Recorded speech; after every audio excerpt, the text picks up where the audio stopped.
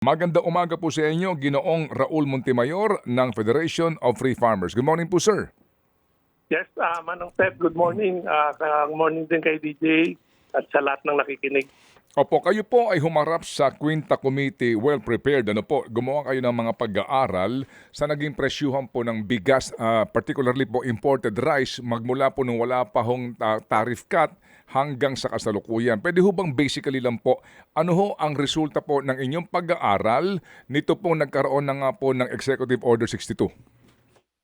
Opo, well, unang-una, lahat po ng datos na ginamit po ay galing sa gobyerno.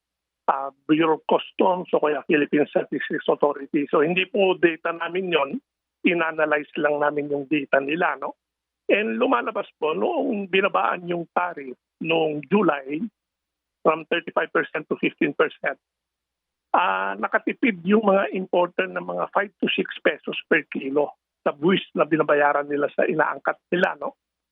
Pero yung 5 to 6 pesos na yon, ang ibinahagi nila sa consumer, 40 centavos lang sa well-milled rice at piso sa regular milled rice. Although karamihan po ng inangkat well-milled, so 40 centavos. No? So saan napunta yung diferensya? Binulsa po nila. Yun ang maliwanag. And ang lumalabas doon sa datos ng PSA, ang medyo malaking kinita ay yung importer wholesaler. Kasi may mga lumalabas na ngayon na biniblame nila yung retailer. Base po sa data ng PSA, hindi sa retailer nagkaroon ng profiteering. It's more either the importer when they sell to the wholesaler or yung wholesaler pag nagbenta na sa retailer. Doon po banda, makikita niyo sa datos, dati ang margin ng import to wholesale price, mga 6 to 7 pesos per kilo lang. Nung binabaan ng tariff, naging 12 pesos. Kaya doon po napunta yung saving sa tariff doon sa import to wholesale at hindi nila ipinasa sa consumer. Opo, ito nga po yung margin na binabanggit po ninyo, Yes. July to October naging 12.03 pesos. Yes.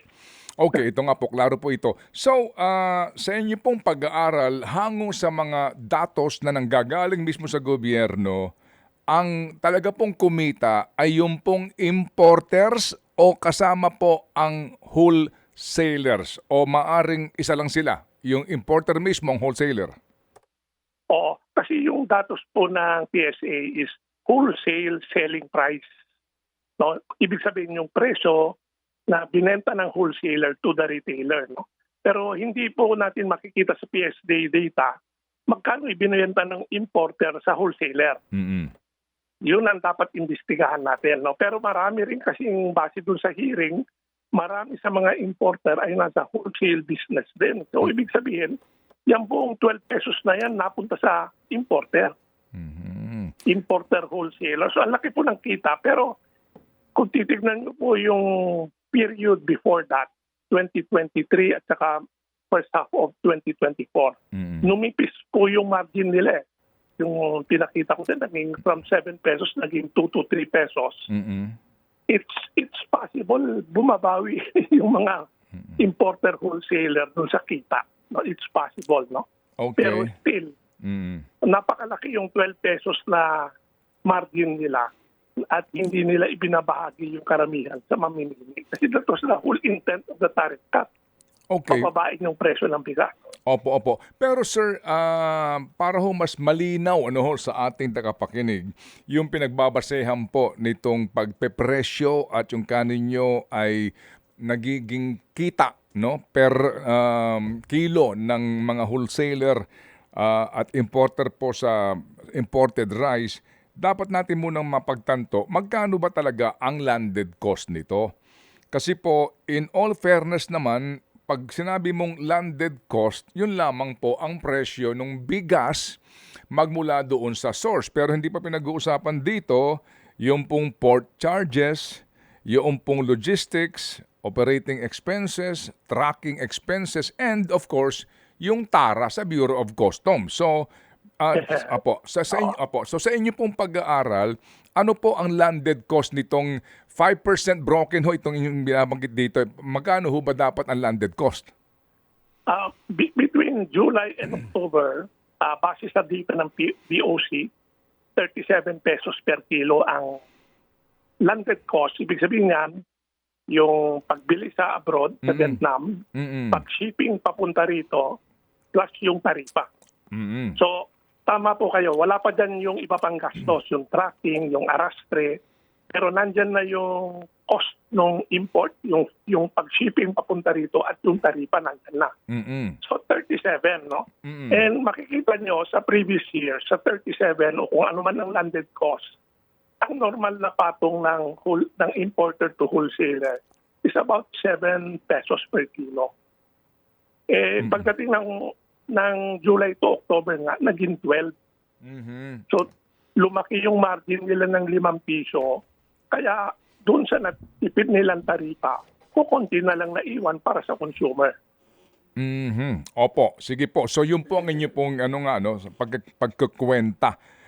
Kasi nga din po, bago ko makalimutan, nung aming nakapanayam si Congressman Nick Briones, na-i-suggest ko nga sa kanya ito. Kayo po'y present naman doon sa hearing nga, kaya ho kami naging interesado kayo kausapin. You were there present and you presented ito pong inyong pag-aaral na ito. Wala po kasi nagtanong sa lahat ng mga importers, magkano ba ang binabayaran yung tara sa customs per lata? Kasi iba ho yung tariff na legal, and then, yung pong customs tara o yung pong lagayan sa customs. Kasi given naman yan sa kanilang lahat. Wala pong nagtanong, ano po? Wala. At saka hindi rin magsasabi yung importer. Kasi it's an illegal act. So, hindi nila po aaminin yan. In fact, sasabihin nila, wala ka hindi nabayaran sa customs. Walang tara. So, walang tara. Wala. Kasi Opo. ang isang dayaan dyan at Manong Ted, maliban doon sa tariff binabaan, yung undervaluation na pinag-usapan natin dati. So, kunyari $500 yung totoong bili nila sa Vietnam. Pagdating dito, sabi nila, hindi, $400 lang ito para mas maliit yung babayaran nilang buwis. Ang taripa. Diyan po nagkakaroon siguro ng konting kasabutan. Opo. So, yung nga po, so undervaluation, and then kaninyo wala namang aamin sa kanila. Para di ba may isang congressman pinaamin. Kayo ba kartel, aminin nyo na? Di ba? Meron din pong gano'n. Sabi nga ni Congressman Salceda, paaminin mo sila ang kartel? Di ba? Kaya nga. Opo. So sabihin po nitong... go ahead, sir. Manong Ted, isa rin sinabi ko nung hearing, kasi pointing fingers at the traders and cartel. Siguro meron talaga mga greedy dyan, mga swapang. No? Pero sabi ko, nature kasi ng negosyante na kumita ng malaki. Yan po yung parang pinaka-nature niya. Kung saan sa kikita ng malaki, gagawin niya yun. No? Binigyan mo siya ng pagkakataon na kumita ng malaki. Bakit mo sila ngayon sisisihin? Dapat naglagay ka ng mga patakaran para hindi sila masyadong matakaw. Kasi ang nature nila, matakaw sila eh. Kaya kaming kasalanan pa rin din yung NEDA at saka Kwan dahil ang theory nila, pagka binabaan mo yung tariff, so bababa yung cost ng import, magko-compete daw yung mga traders at importers against themselves, pababaan ng presyo hanggang makinabang yung consumer. Ibang mundo yun. Hindi ganun yung market natin. Opo. Pabayaan mo lang silang kumita, talagang sasagarin nila yung kita nila. Opo, sige po. So, Sir Raul, ang inyo pong pag-aaral, ang tinutukoy na may pinakamalaking patong at kita per kilo ng imported rice ay yung importer wholesaler. Klaro yon? Yes. Based on PSA data po. Yes, sir. Sige, so klaro po yon. Ngayon, ito nga, panayho ang tumbok nitong ilang kongresista. Ang iba nga po ay nagmumura na tungkol nga dito sa usapin po ng cartelization, manipulation, collusion. Pero sabi nga ninyo, binigyan mo na pagkakataon na kumita yung negosyante. So, sila kumikita. Meron bang paglabag sa batas? Meron bang kaukulang pong threshold? Meron bang hangganan dapat ang kita mo sa imported rice na iyong pinuhunanan? Wala. Wala po. Wala kahit pag-issue ng sanitary permit. Wala naman nakalagay doon na dapat ibenta mo sa ganitong presyo. Bakit po yung mga Meralco, yung mga bangko, kumikita ng bilyon-bilyong piso? Mhm. Ang laki-laki ng kinikita. Ba't hindi natin kine-question? So, ito mga trader, pareho lang naman silang negosyante. Mhm. Ang dapat papel ng gobyerno, gumawa ng hakbang para medyo yung sabi nila moderate the greed. Mhm. Huwag mong papabayaan yan dahil pagka nakakita yan ng opportunities, dudunggapin natin nila yan eh. That Okay. is their nature. No? Oo. Ang theory po ng ilang kongresista, opo, ay meron pong sabwatan, tinatago daw yung supply. Kasi, di ba ho, napag-usapan doon, basically, oversupply ang meron tayo sa imported rice. Yun po ang klaro doon. Yes. Oo, pero sabi nila, mukha hong iniipit ng supply para tumaas yung presyo. Kaya nga ito, tinutumbok nila itong provision po ng batas nga na sinasabing engaging in cartel as economic sabotage at saka nga yung price manipulation. Ano hong tingin niyo po dito? Meron pang basihan yun?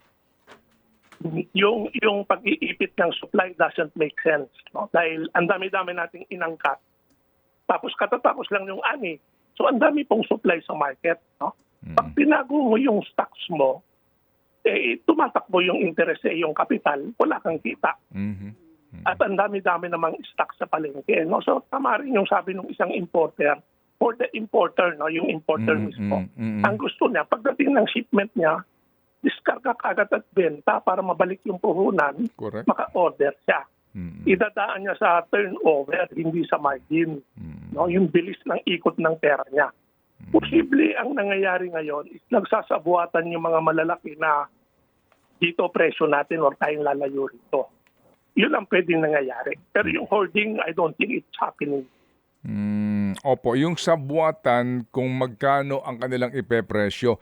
Yang sabwatan, opo, yung sabwatan na yan ay posible lamang kung magkakamag-anak siguro o may relasyon tong mga importers at wholesaler kasi kung ikaw naman din ang wholesaler nito at nakuha mo ito sa importer, definitely kung saan ka mas mabilis makaka-dispose ng iyong produkto, doon ka rin. At ang pinag-uusapan na lang natin dito, hindi naman yung palakihan masyado po ng tubo kung hindi yung mabilis na balik ng puhunan at volume. Sa importer po yun. Yes, sir. Yes, Pero sir. sa wholesaler, baga iba laro niyan. Kasi hindi naman ganun kalaki yung hinahandle ng volume. Hindi tulad ng importer, mga 200, 100,000 bags yung isang shipment niyan. Okay. Kailangan i-dispatcha niya kagad yan, no? So, pwede po nangyayari magkamag-anak o kaya nagpapakiramdaman sila.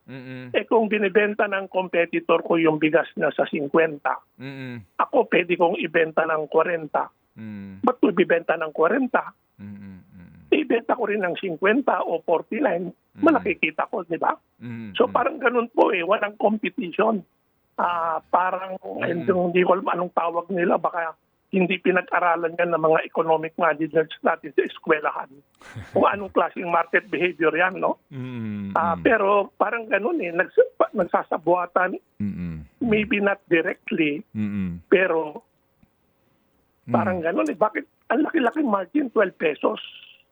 Bakit kukunti lang ang dumating sa consumer? Marami naman silang importer, marami naman bigas. Opo.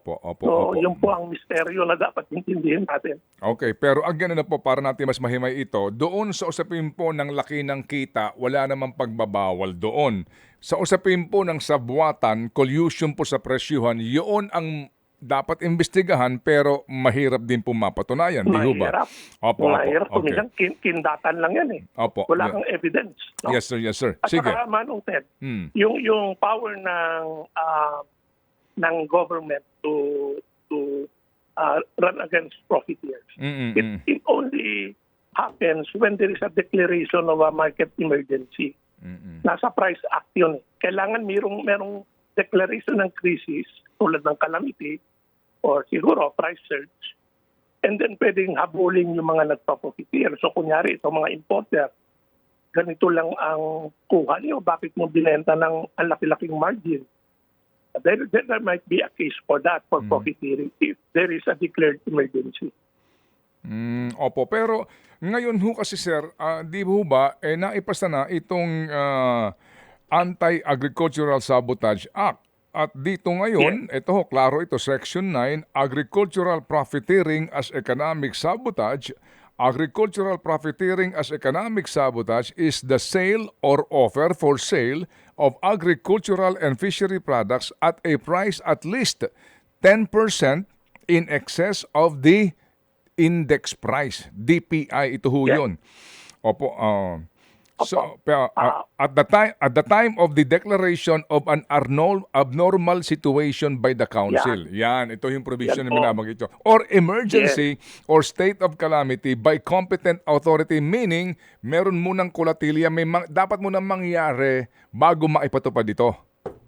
Correct. Saka dapat may index ka na. Meron ka nang sabihin mo, pag lumampas ang preso sa ganitong level, saka kagagalaw. Wala pa rin yun. Opo. So wala pa yung price index na iyon, and then wala naman tayong state of emergency o calamity. Sabi nila, ang dami natin bigas eh. Anong emergency natin? kaya masalimuot. No? And then, maliban pa dyan, Manong Ted, sa batas na yan, they are supposed to form a committee. A council. To implement that law. Wala pa rin yan. So, for the meantime, it's not a useful law. Opo. Kasi wala, ang dami pang preparasyong gagawin. No? Opo. So, kaya sabi namin, kung traders lang naman nakikinabang, walang pakinabang ang consumer, ibalik na lang yung taripa sa 35%. Makakalikom pa yung BOC ng maraming taripa. And in the meantime, ayusin natin yung marketing system so that next time na gawin natin yan, handa tayo. Hindi tayo mapapaloob dun sa profiteering na yan. Opo.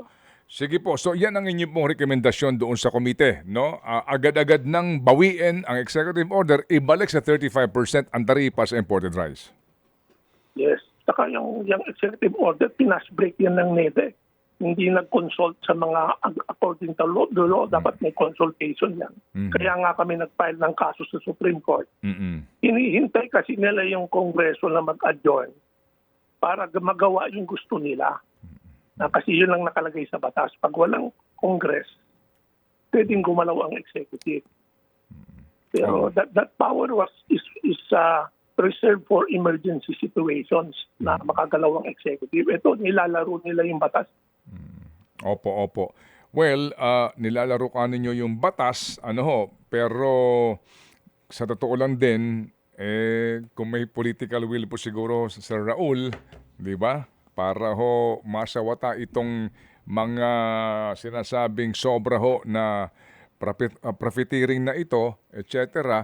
Palagay ko ho naman magagawa naman talaga, di ho ba? Yes. And they can do that. They should have done that even before the tariff cut. Kasi ganyan na talaga yung kalakaran ng market noon pa. Wala naman silang ginagawa. Opo. At saka kung babalikan po natin, Sir Raul, during the pandemic, remember, ang dami nilang sinalaki ng mga bodega. Naalala ho ninyo, ang dami nilang mga press release na sinalaki, mga bodega, mga hoarders, etc. Kasama ang Bureau of Customs. Meron pang kasama mga politiko eh. Oo, nung sumasalaki sila, di ba? Oo, pagkatapos nun, wala naman silang naparusahan. Wala eh. Kasi tulad nung hearing kahapon kay Taguba dun sa Quadcom naman, sabi niya yung consignee, yung nakalagay na pangalan na may-ari nung kargamento, iba dun sa totoong nag-order nung kargamento. Parang gumagamit lang sila mga dummy. No? Kung mahuli mo yung consignee, di huli siya, pero yung big boss wala. Patuloy pa rin. Gagawa lang ng panibagong dummy yun. No? So, malalim yung problema. Opo. Kasi nga din po, ang ginawa ni Secretary Chu, na blacklist daw yung 10 importers ng agricultural products. Blacklist lang. Ewan ko lang. Yung isang rice importer, yung tiga Zamboanga, nahuli na nag-angkat na walang sanitary permit. Sa ngayon, siya yung malaking importer. So, hindi siya na blacklist. Ano pong pangalan ng importer na yon? yung BMW Agri-Ventures ba yun? Mhm. Nahuli na yun eh. Mm. And then, nung tinanong yung DE kahapon, sabi nila for confiscation or seizure na yung shipment. But this was 2 or 3 years ago, no, bulok na siguro yung bigas na yan. Oo, naalala ko din. Oo, pero nahuli, pero binigyan pa rin ng SPSIC para makapag-angkat. So, well, natin alam, maraming milagro kasi dyan. Binigyan pa rin po ng SPIC ni Glenn Panganiban. Oo. And actually, madali lang lumalusutan yun. Ma-blacklist yung kumpanya mo, magtayo ka ng bago. So, madali lang. Madali. In fact, sabi nga nila, paano itong isang importer, 1 million lang yung kapital niya. Umangkat siya ng 3.5 billion. Sabihin ng BPI, sa batas po namin, hindi namin pwede ma-question yun basta kompleto papeles. Opo. Yung pong Orison na importer, narinig ho din yun doon? Hindi. Pero marami, Davao at Cagayan de Oro based. No? Kaya narinig ko nga noon yung isang malaking importer sa Davao, ang negosyo niya hardware. So, again, pag binigyan mo yung negosyante ng pagkakataon na makadakpat, Opo. huwag mong sisihin sila na bakit sila nagtangka na kumuha ng jackpot na yon. Dahil human nature yun. Opo. Sige po. Sige. So, kumbaga, Sir Raul, sabi nga ninyo, malalim, medyo komplikado, pero babalik pa rin po tayo. Kung hindi po ito mahirap ding unawain, di ba? Hindi mahirap intindihin, hindi mahirap matukoy kung saang mga ahensya ka tutumbok, di ba? Kasi nga, yun doon nanggagaling ang mga anomalya at ito yung gateway para mangyari itong mga bagay na ito. Basically, kaninyo, Bureau of Plant Industry, di ba? Yung nagbibigay ng permit. Yung pinapasukan ng kargamento, Bureau of Customs. Di po ba? Opo. Yes, sir. So, kung yun naman po talaga ang dapat tinutumbok, dapat doon ka nagsisimula ng aksyon. Pero hanggat hindi ka uma-aksyon doon, magpapatuloy lang ito at puro lang tayo papogi sa investigasyon at mumura tayo dyan. Pero at the end of the day, hindi pa rin matitigil to. Oo. At saka isang weakness ng RTL, tinanggal na yung kapangyarihan ng NFA na ilisensya yung mga trader, wholesaler, etc. No? So matatrack natin yung import, okay? Yung SPSIC ka, may record tayo. Pero paglabas ng pier na yan, wala na tayong alam kung saan napunta. Yes. Kasi walang nagmo-monitor. Wala na reporting eh. Wala na. Opo. Okay, sige. So, parang nawalan ako ng pag-asa. Kaya pa yan. I think, sabi nga nyo, although malalim yung problema, it is solvable kung gusto nilang gawin. Nandyan yung lahat, may NBI, may DA, kaya naman. Ako, nalilikom ko yung data sa PSA at ina-analyze ko. Pero yung ganyang klaseng information, hindi ko nakikita sa mga report ng DA. Sino ba naman ako? Hindi naman ako sweldado ng gobyerno. Ginagawa lang namin yung kaya namin, pero nakakahanap kami ng impormasyon. Opo. At ito nga po, malinaw, no? Kaya nga kami nag-interesado, malinaw ang inyong presentation. Klaro po, based on BOC and PSA records. Kaya nga po, we appreciate po itong inyong sakripisyo. O sige po, so sabi nga huwag tayong mawalan po ng pag-asa. Otherwise, lalo pa ho itong lulubha kung wala na ho nag-iingay man lamang para ho kahit papaano, baka magkaroon na ito ng dent. Bagamat at the end of the day, kung nakikinabang sa importasyon ang mga opisyal din ng gobyerno at smuggling ang ilang opisyal ng gobyerno, ano lang ito? Kumbaga, ano lang ito? Cover lang ito na kunwari may investigasyon. Kunwari may ginagawa sila. The truth is, alam nila ang problema at sila mismo may gawa ng problema. Opo. And sa case po namin, since kinatawang kami ng mga magsasaka, ang pangamba namin in the end, ang biktima rito, farmer. Kasi ang gagawa nila, bababa na, baka isiro nila yung tariff para mapababa presyo ng bigas, bagsak din ang presyo ng palay. So, we also have to provide government with options na maprotekta naman yung magsasaka while at the same time, makinabang din yung consumer. Pero yung mga nasa gitna, hindi dapat tinutulungan ng gobyerno yon. Sige po. So, salamat na marami, Salamat po. Karaul, sa inyo pong mga pahayag na ito. Hayaan niyo po at huhugot kami ho ng inspirasyon po sa inyo at lakas ng loob para Salamat din. ipagpatuloy Salamat po din. natin itong itong talakayan na ito kahit papaano po baka naman tumalab sa takdang panahon. Salamat po, Karaul. Salamat, Manong Ted. Thank you. Good morning. Thank you.